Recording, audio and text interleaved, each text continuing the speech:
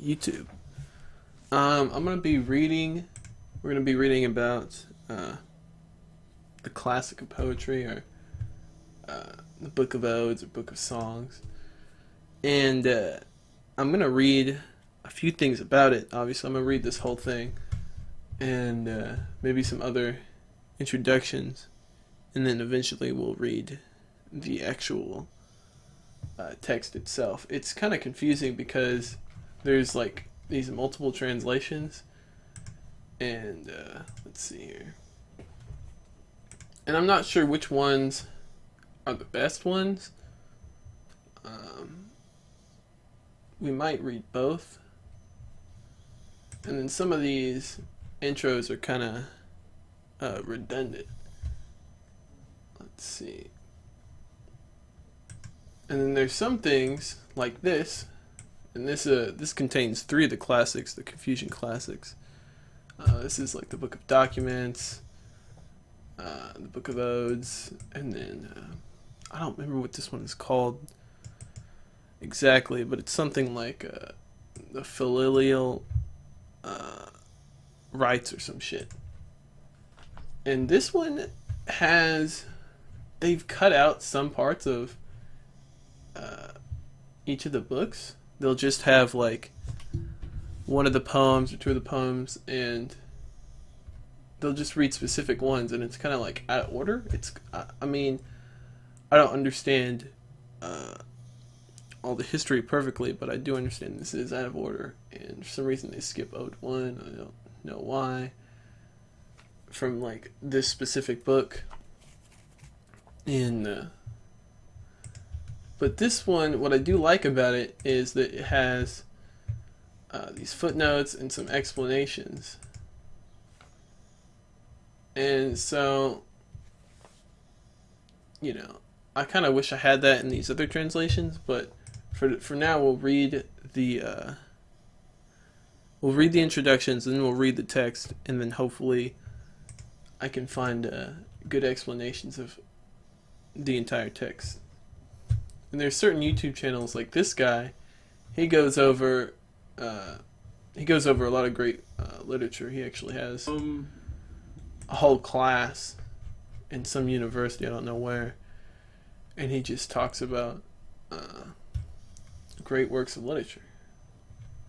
So first, though, we're gonna read the introduction for this. So let me go full screen so it doesn't look absolute dog shit. Alright, there we go. And I did find, because I was looking on YouTube to see who else has covered this, and I couldn't find a whole lot. That one guy I just showed you, he talks about it, and he talks about some of the works. I don't think he goes through the entire thing and talks about each section. I don't think so, but he might. I just might not have seen it. And then there's one person that uploaded a reading of the Wikipedia page, but they didn't actually read it. It was like text to speech, and I was just like, okay.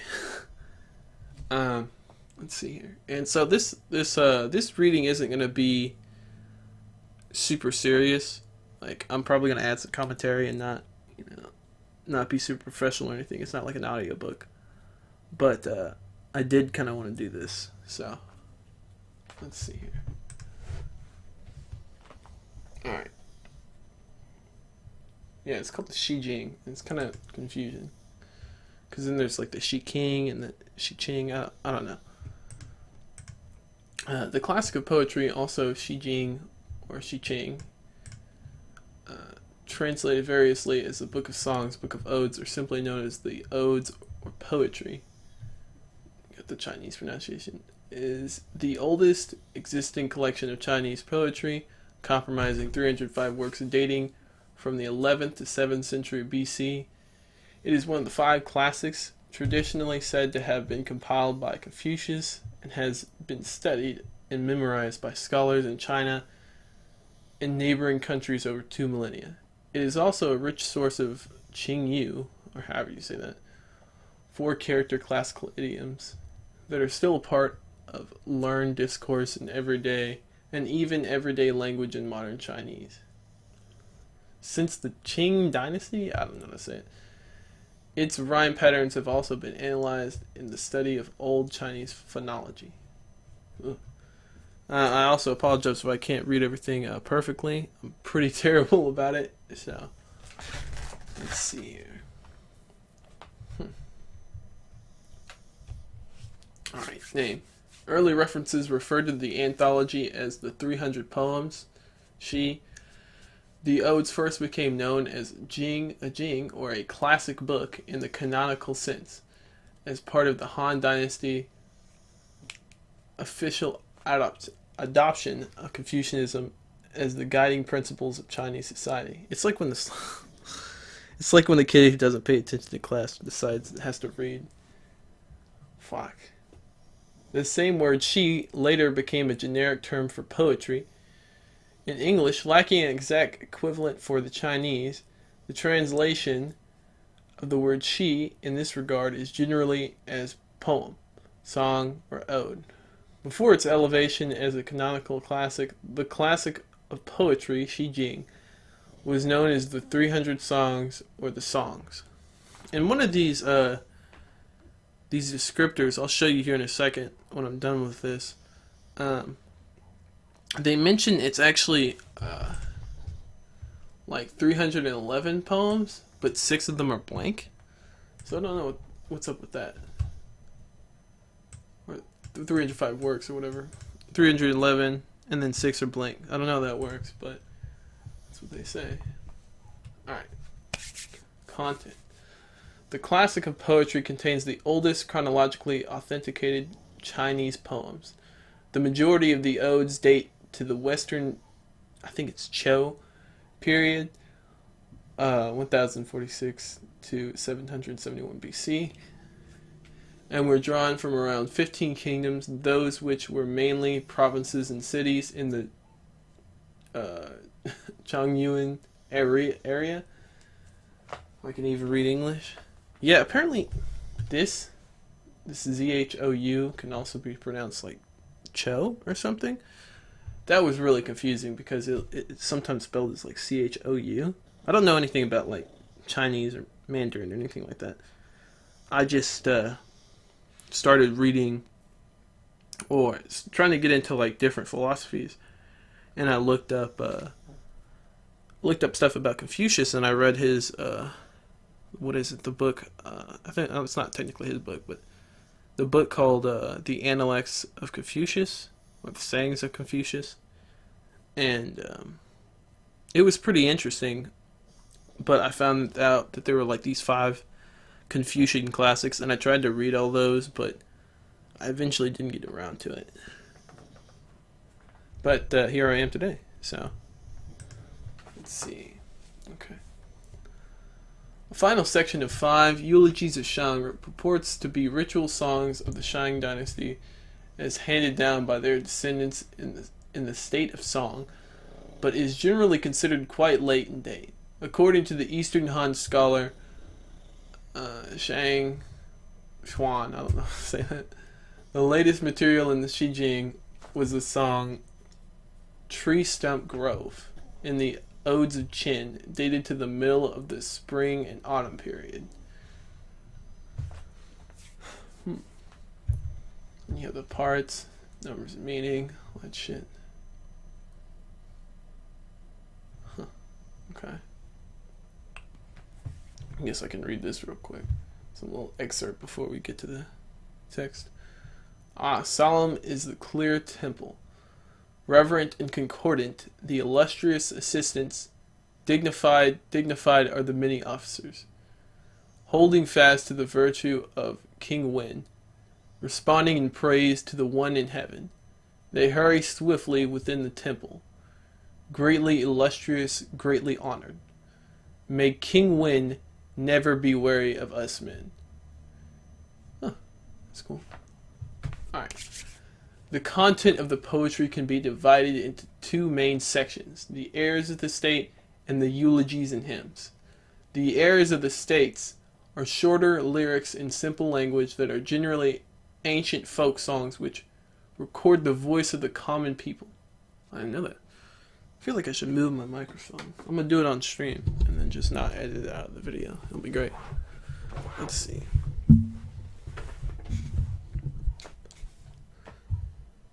Fuck was I? Okay. They often speak of love and courtship, longing for an absent lover, soldiers on campaign, farming, and housework, and political satire and protest.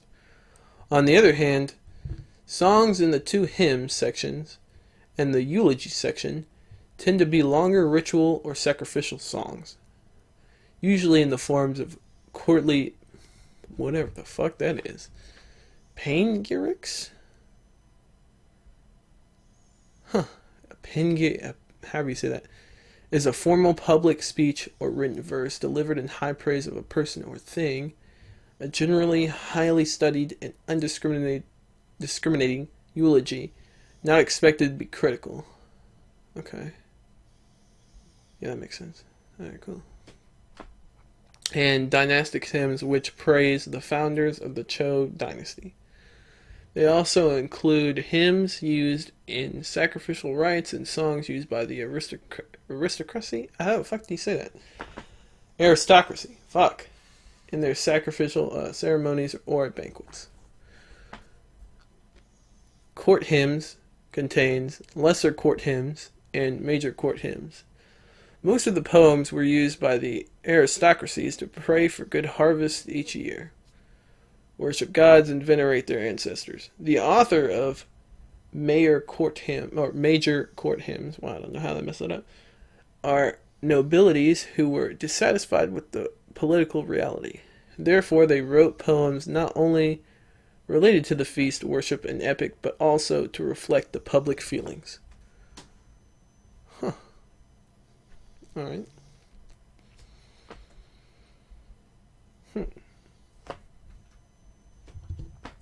Alright, style. Alright, so the first part was usually by like regular people and the rest were like nobles, I guess. That's interesting. Okay. Whether the various Shijing poems were folk songs or not, they all seem to have passed through the hands of men of letters at the royal Zhou court, or Chou court, whatever. In other words, they show an overall literary polish together with some general stylistic consistency. But about 95% of lines in the poetry are written in a 4-syllable meter, with a slight, whatever that is, between the second and third syllables. What? A caesura? Also written, whatever, is a metrical pause or break in verse where one phrase ends and another phrase begins. It may be expressed by a comma, a tick, or 2 lines, either slashed or upright. In time value, this break may vary between the slightest perception, whatever the fuck. Okay, so there's a fucking break in between the second and third syllables sometimes. Okay. Lines tend to occur in oh fuck. I need to get my literature skills up. In linguistics, my linguistic skills, there you go. In linguistics, syntax is a set of rules, principles, and processes that govern the structure of sentences in a given language, usually including word order. Okay. Tend to occur in a structured way related. What the fuck? Okay, I think I get it.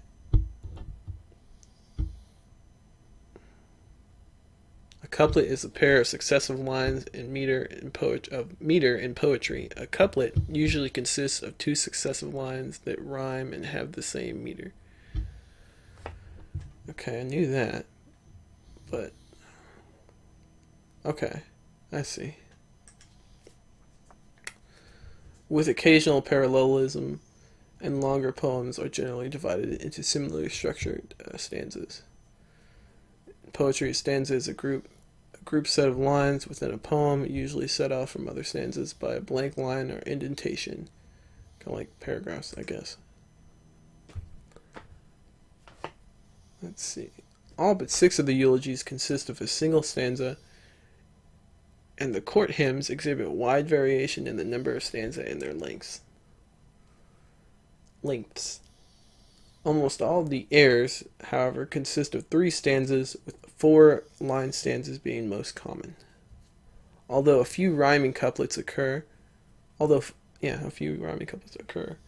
standard pattern is such 4-line stanzas required. Am I a fucking idiot? Can I not read? Okay. Although a few rhyming couplets occur, the standard pattern in such 4-line stanzas required a rhyme between the second and 4th lines. Often the first or third lines would rhyme with these or with each other. This style later became known as the Shi style for much of Chinese history. Huh. Okay. Rhyme between the second and 4th lines. And the first and third would rhyme with them or with each other. Huh. That makes sense. Alright. One of the characteristics of the poems in the classic of poetry is that they tend to possess elements of repetition and variation. This results in an alteration of similarities and differences in the formal structure. In successive stanzas, some lines and phrases are repeated verbatim, while others vary from stanza to stanza. Characteristically, the parallel or syntactically matched lines within a specific poem share the same identical words or characters to a large degree, as opposed to confining the parallelism between lines to using grammatical category matching of the words in one line with the other word in the same position in the corresponding line, but not by using the same identical words. Fuck, what a sentence. Okay. Let me reread that shit. Okay.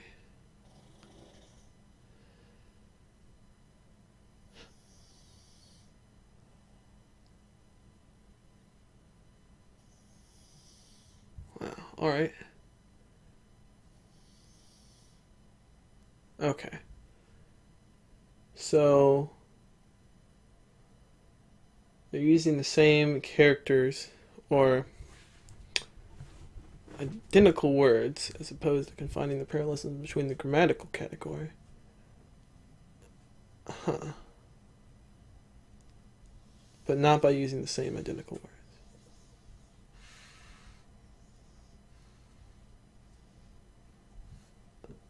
Okay, so they're saying that they do use identical words instead of just giving some kind of... What the fuck are they talking about?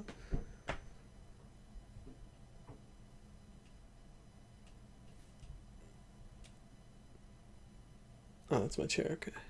Huh. Alright, I'm just gonna skip over that. Disallowing verbal repetition within a poem would, by the time of the Tang poetry, be one of the rules to distinguish the old style poetry from the new regulated style. Huh, okay.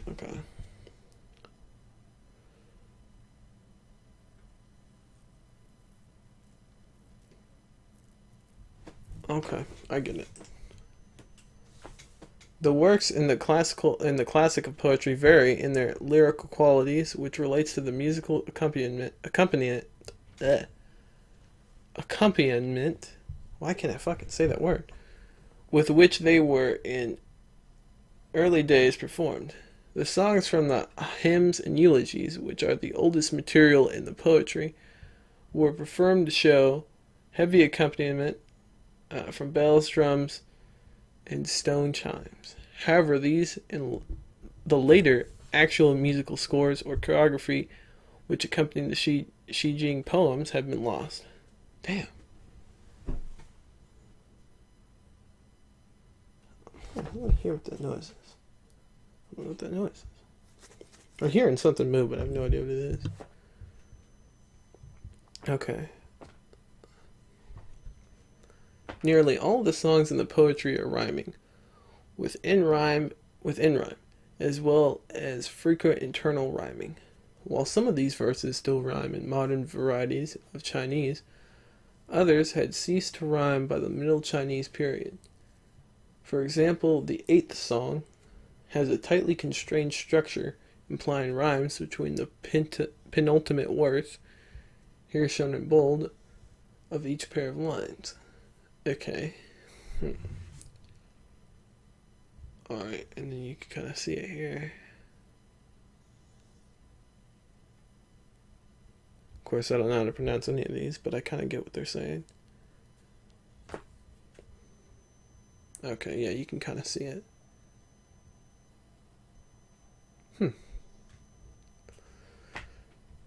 The second and third stanzas still rhyme in modern standard Chinese with the rhyme words even having the same tone, but the first stanza does not rhyme in Middle Chinese or any modern variety. Such cases were attributed to the lax rhyming practice until the late Ming Dynasty. Scholar Qin Di argued that the original rhymes had been obscured by sound change. Since Qin, scholars have analyzed the rhyming patterns of the poetry as crucial evidence for the reconstruction of Old Chinese phonology. Traditional scholarship of the poetry identified 3 major literary devices employed in the songs: straightforward narrative, explicit comparisons, and implied comparisons. What is it? Fu, B, I don't know, say that shit. And then Xing, I guess. The poems of the classic poetry tend to have certain typical patterns in both rhyme and rhythm. To make much use of imagery, often derived from nature. Okay. Let's see how long I've been going here. Let me make sure the audio is okay. I didn't even think about that. Let me make sure the audio is okay. I didn't even think about that. Let me make sure. Yeah, it is okay.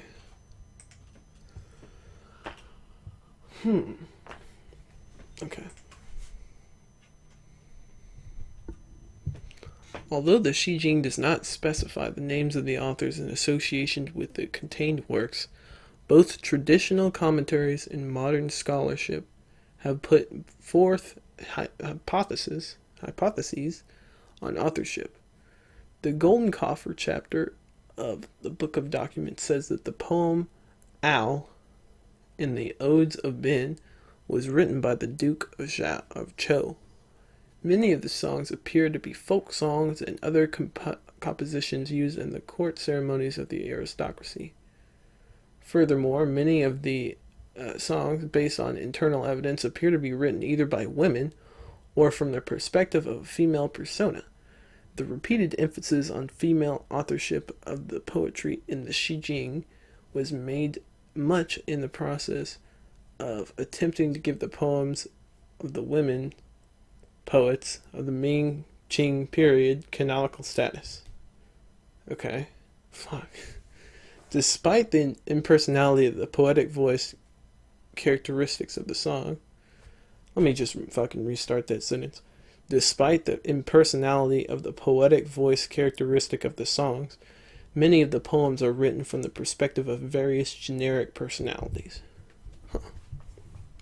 Yeah, I did see something about, when I was researching some of it, I kept seeing things pop up about the women of the time or something, like, I don't know. I kept seeing things related to women. I didn't really understand why that kept showing up. Okay, let me see here.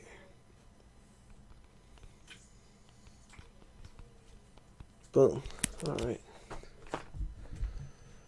Okay.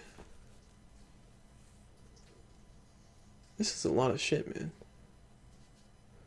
Alright, textual history. According to the tradition, the method of collection of the various Shijing poems involved in the appointment of officials, whose duties included documenting verses current from the various states constituting the empire. What? According to tradition, the method of collection of the various Shijing poems involved the appointment of officials whose duties included documenting verses current from the various states which constituting the empire. Okay, that. I'm just reading that sentence wrong, or am I don't fucking know. Okay, out of these many collected pieces, also according to tradition, Confucius made a final editorial round of decisions for elimination or inclusion in the received version of the poetry. As with all great literary works of ancient China, the poetry has been annotated and commented on numerous times throughout history, as well as in this case providing a model to inspire future poetic works. Okay, yeah, I heard that the Book of Odes, it's supposed to be like Chinese legend. I don't know if there's any truth to it, but they say that there were like thousands of poems, and he edited it down to the 305 that are there. Various traditions concern the gathering of the compiled songs and the editorial selection from these make up the classic text of the odes. What?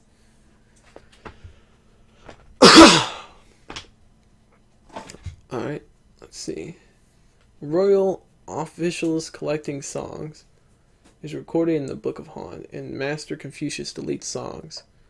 Refers to Confucius and his mention in the records of the Grand Historian, where it says from originally some 3,000 songs and poems in previously extant odes, that Confucius personally selected the 300 which he felt best conformed to traditional ritual propriety, thus producing the classic of poetry. Yeah, that's pretty much what I said. Cool. Alright. Now, let me see here. We do not have a lot left. Yeah, see, this is one of the guys that I was talking about that, I haven't read much on him, but I heard that or not I heard anything, but I was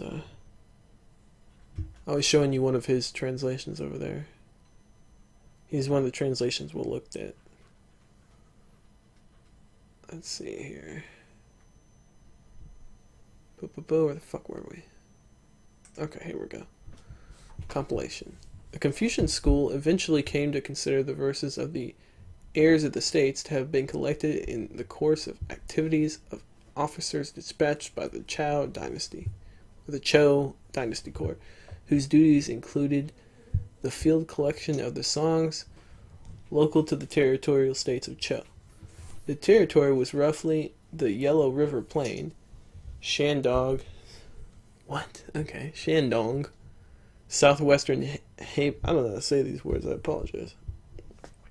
Eastern Gansu, and the Han River region. Perhaps during the harvest, after the officials returned from their missions, the king was said to have observed them himself in an effort to understand the current condition of the common people. The well-being of the people was of special concern to the Chou because of their ideological position that the right to rule was based on the benignity of the rulers to the people in accordance with the will of heaven.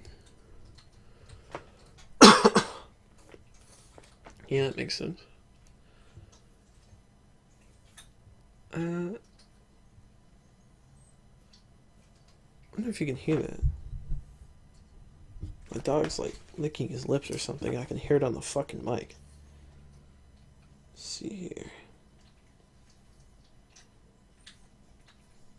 Can you hear that? Okay, cool. Sorry, I got distracted. Let's see. Checking on the stream. Alright, sounds fine. Boom. For some reason I'm reading some comics still up. Cool. Alright. Where the fuck are we?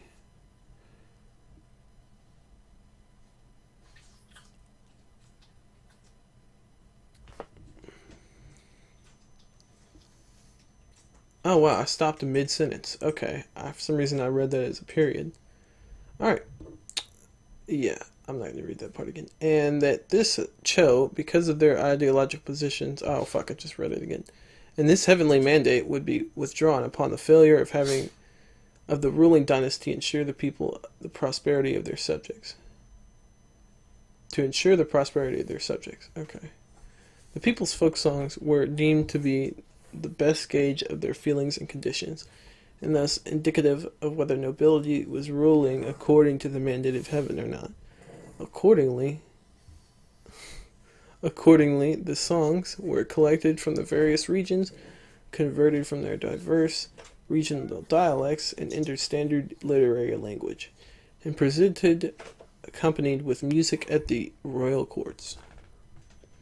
Okay, that makes sense. So the dude had people go out, listen to the folk songs, write the shit down, and then they compiled it, and I guess translated it into common literary terms, and then presented it with music. It's cool.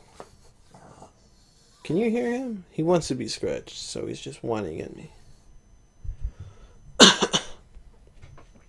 Alright, let me see here. The classic of poetry historically has a major place in the 4 books and 5 classics, the canonical works associated with Confucianism. Some pre-Qin, Qin, whatever the fuck, dynasty texts, such as the Analects, and a recently excavated manuscript from 300 BC entitled Confucius' Discussion of the Odes, mention Confucius's involvement with the classic of poetry, but Han Dynasty historian Sima Qin? Yeah. Qin's records of the Grand Historian was the first work to directly attribute the work to Confucius. I'm just going to cough directly into the mic. Okay, cool. Subsequent Confucian tradition held that the Shijing collection was edited by Confucius from a larger 3,000 piece. We already read this. This claim is believed to reflect an early Chinese tendency to relate all of the 5 classics in some way or another to Confucius, who by the 1st century BC had become the model of sages and was believed to have maintained a cultural connection to the early Zhou dynasty. This view is now generally discredited, as the Zhu Xuan, however you say that. Okay, cool. Records records that the classic of poetry already existed in a definitive form when Confucius was just a young child. Dang. In works attributed to him, Confucius comments upon the classics of poetry, or the classic of poetry, in such a way as to indicate that he holds it in great esteem. The story in the Analects recounts that Confucius' son, Kong Li, told the story. The master once stood by himself, and I hurried to seek teaching from him. He asked me, "You've studied the odes?" I answered, "Not yet." He replied, "If you have not studied the odes, then I have nothing to say." I did read that book, the Analects, and he does talk about the odes a lot, from what I can remember. I think he quotes it too, actually. He does, yeah. When I was reading the Analects, I got nothing from it that he would have edited it. It seemed like you can hear my dog whining because I'm scratching him. It seemed like what they said, everything they said seems correct from what I've read in the Analects. Yeah, he talked about it a lot. Let's see here. Okay. Han Dynasty. According to Han tradition, the poetry and the other classics were targets of the burning of books in 213 BC under Quan Shi Huang. And the songs had to be reconstructed largely from memory in the subsequent Han period. However, the discovery of pre-Qin copies showing the same variation as Han texts, as well as evidence of Qin patronage of the poetry, have led modern scholars to doubt this account.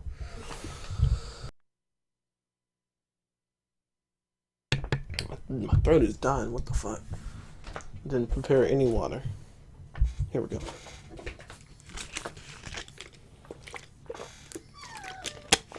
Okay, George, really? Alright. Where are we at? Okay. During the Han period, there were three different versions of the poetry. Okay, Joey.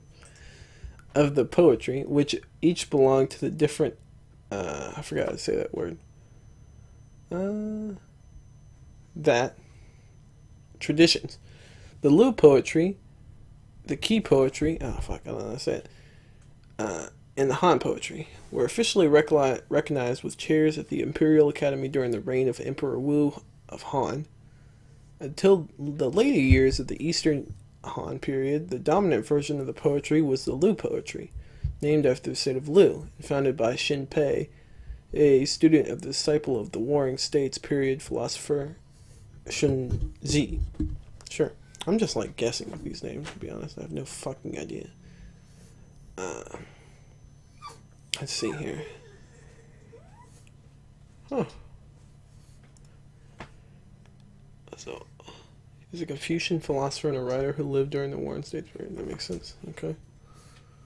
The Mao tradition of poetry, attributed to an obscure scholar named Mao Huang, who lived during the 2nd or 3rd century BC, was not officially recognized until the reign of Emperor Ping.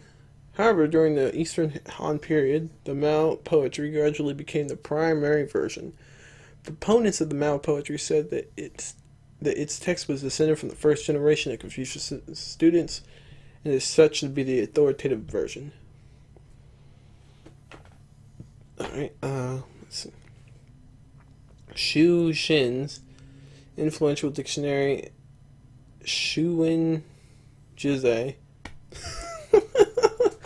written in the 2nd century AD, quotes almost exclusively from the Mao poetry. Finally, the renowned Eastern Han scholar Chang Xuan used Mao poetry as the basis for his annotated edition of the poetry. By the 5th century, the Lu, Qi, and Han traditions had died out, leaving only the Mao poetry, which has become the received text in use today. Only isolated fragments of the Lu text survive among the remains of the Shiping stone classics. We're going to have to read that at some point. Qing Huan's, whatever, edition of the Mao text became imperial authorized text and a commentary on the poetry in 653 AD.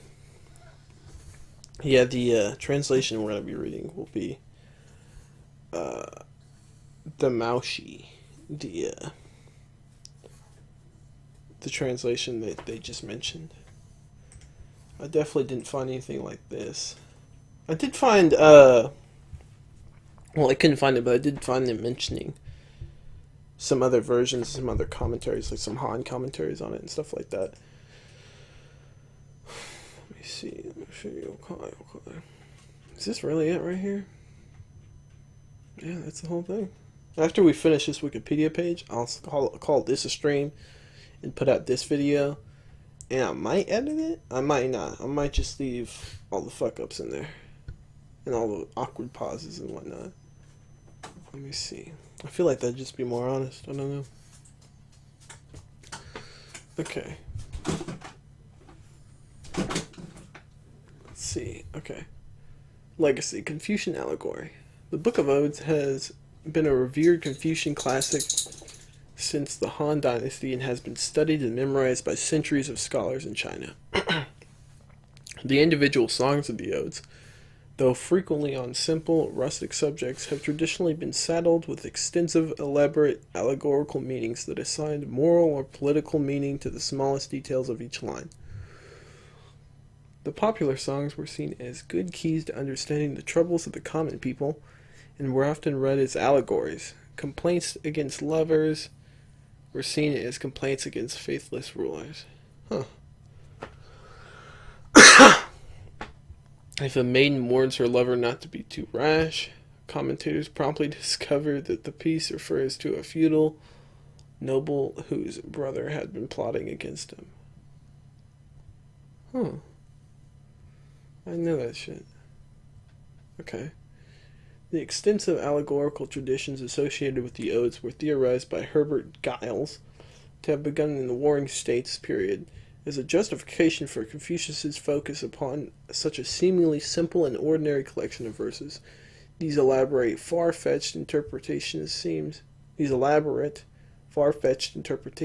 to have gone completely unquestioned until the 12th century, when scholar Ching Chao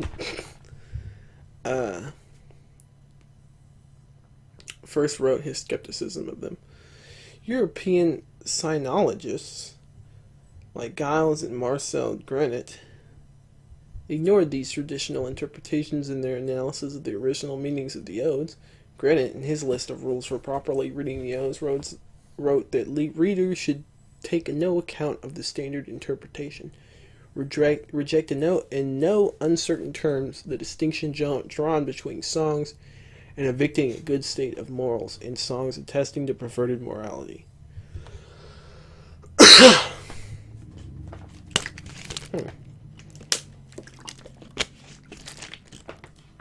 I have not read this much out loud in a while. It's killing my throat. I don't know what's going on. And discard all symbolic interpretations, and likewise any interpretation that supposes a refined technique on the part of the poets. These traditional allegories of politics and morality are no longer seriously followed by any modern readers in China or elsewhere.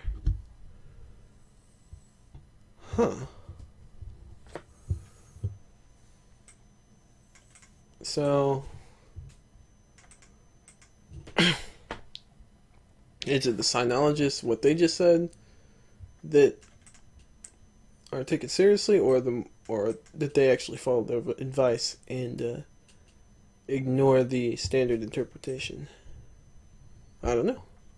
Let's see. Oh, good. It talks about it here. Cool. Okay. Political influence. The odes became an important and controversial force influencing political, social, and educational phenomena. During the struggle between Confucian, legalist, and other schools of thought, the Confucians used the Shijing to bolster their viewpoint. On the Confucian side, the Shijing became a foundational text which informed and validated literature, education, and political affairs. The legalists, on their side, attempted to suppress the Shijing by violence. After the legalist philosophy was endorsed by the Qing dynasty, prior to their final triumph over the neighboring states, the suppression of the Confucian and other thought in literature after the Qing victories, and the start of burning of books and burying of scholars era, starting in 213 BC, extended an attempt to prohibit the Shijing. I think some of these sentences might be run-on sentences or something. Maybe I just can't fucking read. I don't know. As the idea of allegorical expression grew, when kingdoms of feudal leaders wished to express or validate their own positions, they would sometimes couch the message within a poem, or by allusion. This practice became common among educated Chinese in their personal correspondences and spread to Japan and Korea as well. Let's see. Alright, we're down to the last thing. I'm just going to drop my earbuds. Cool. Alright. Modern scholarship on the classic of poetry often focuses on doing linguistic reconstruction and research in Old Chinese by analyzing the rhyme schemes in the odes, which show vast differences when read in modern Mandarin Chinese. Although preserving more Old Chinese syllable endings than Mandarin, modern Cantonese and Minnan are also quite different from the Old Chinese language represented in the odes. C.H. Wang refers to the accounts of King Wu's victory over Shang dynasty in the major court hymns as the Waniad, a name that parallels the Iliad, seeing it as part of a greater narrative discourse in China that exploits the virtues of wind over more military interests. Okay. Huh.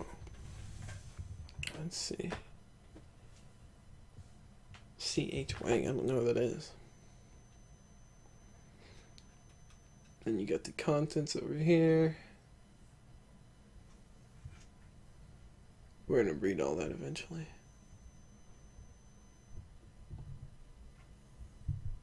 Yeah, see, some of these, I was looking at this translation and I looked at this translation. And then there's another translation. I could finally hit F11 and go back out. Alright, let me see.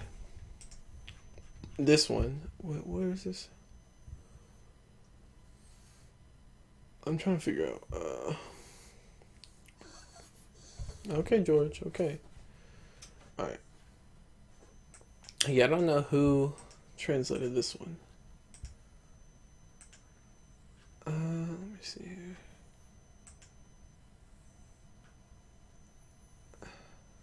Here we go.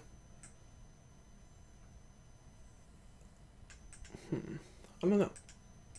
But that's one of the versions we might go ahead and read. I think we might do this one first. But I'm not sure. Okay, yeah, so that was us reading about the that was us reading about the classic of poetry, the Book of Odes, the Book of Songs. And then I guess later we will go ahead and read the text itself. Thank you guys for watching the stream and or video. There will be more. Let me go ahead and end the stream. Thank you so much. Go ahead and subscribe and follow and all that shit if you want to see more of this.